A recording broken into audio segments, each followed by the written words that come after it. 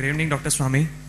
My name is Jay Pachigar. I'm a first year political science student of Maharaja Sayajirao University. You talked about this DNA and all thing, that all Indians have same DNA.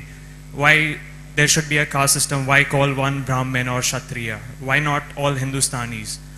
And even Muslims should call them, I mean, your speech was in such a way that you meant that even Muslims should call them Hindus. Why not call everyone Indians?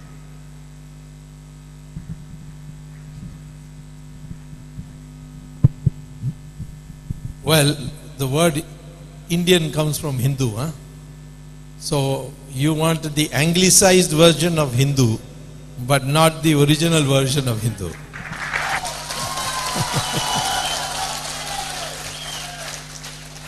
I didn't say Muslims should call themselves Hindu. I said Hindustani. And by the way, if you read the Muslim press, Urdu press, they refer to India not as Bharat or India.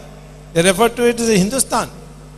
And when Iqbal wrote that lovely verse, Sare Jahan se Hindustan, Sare Jahan se Acha hai Hindustan hamara. The word Hindustan is common parlance amongst Muslims. And when you talk to Muslims privately, they all say, yes, yes, my grandfather was so and so from such and such place. But these mullahs, they don't like it, because if you start saying that your ancestors are Hindus, then you will get very close to Hindus, and then they may not be able to control them. So I don't know what the problem, but I'm saying as far as DNA is concerned, I am not saying anything about the religion. They can practice Islam, because Hindu religion is one religion which says all religions lead to God.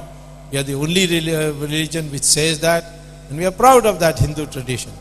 Nobody is to be converted or anything, but to acknowledge that we are Indians, anglicized version of Hindu. I am saying we should say we are all Hindustanis. That's what I meant.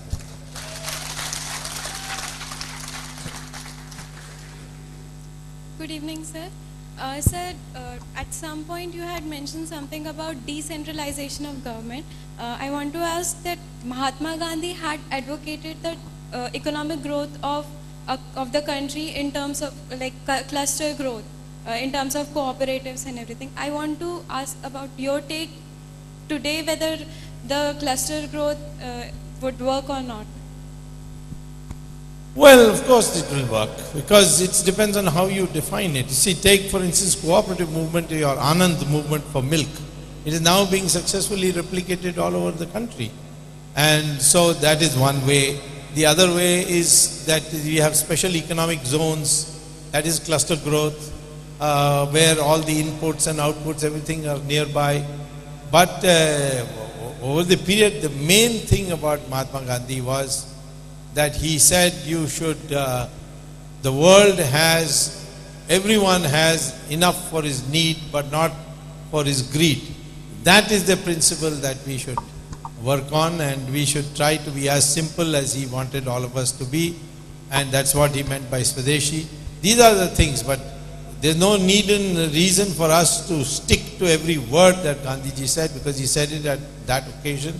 Had he been alive today, such a dynamic man, he would have taken all the new developments into account and reformulated his ideas in a new version. We'll have last question from Sir. Because of positive time, last question from Sir. And then if you have more questions, please pass it on to Yugaantar at ymail.com.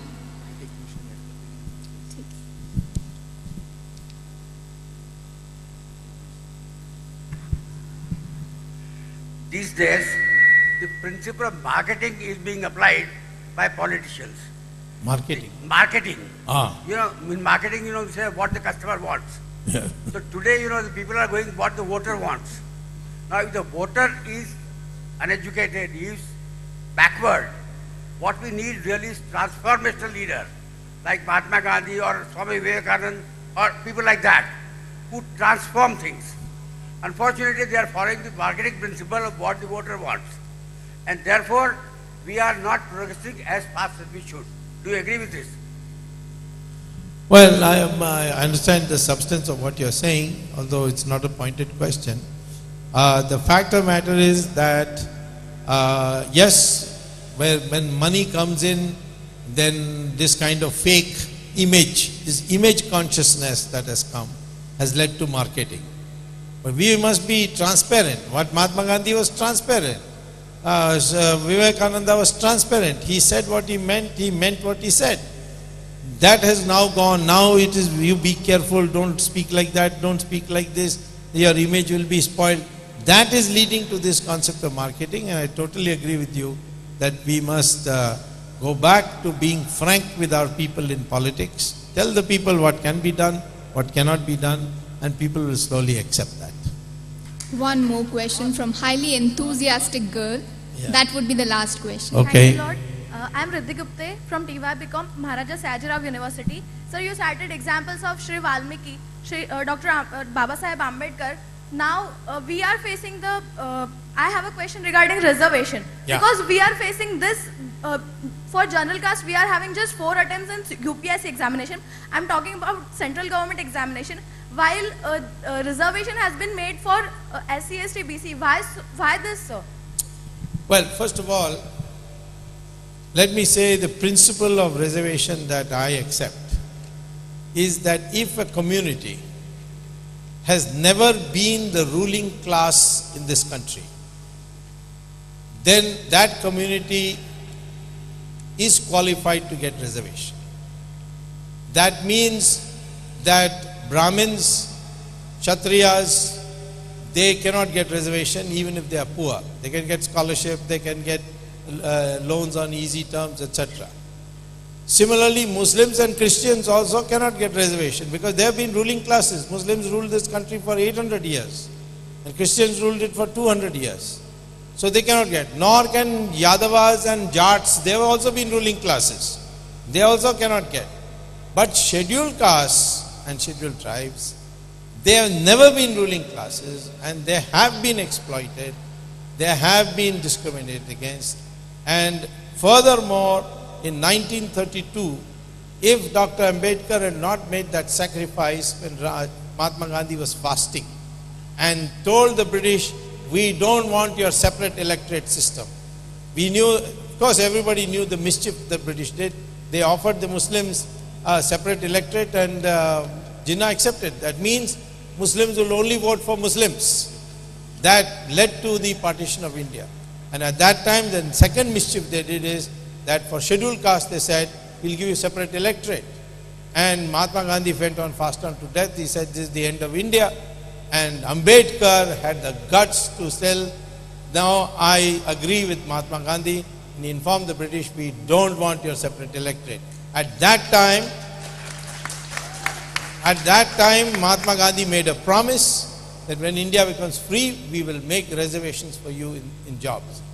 I think personally we can modify that by saying any family which has got 1 or 2 generations of reservations, they should not get it in the third generation or the second generation. The creamy layer part which the Supreme Court has talked about.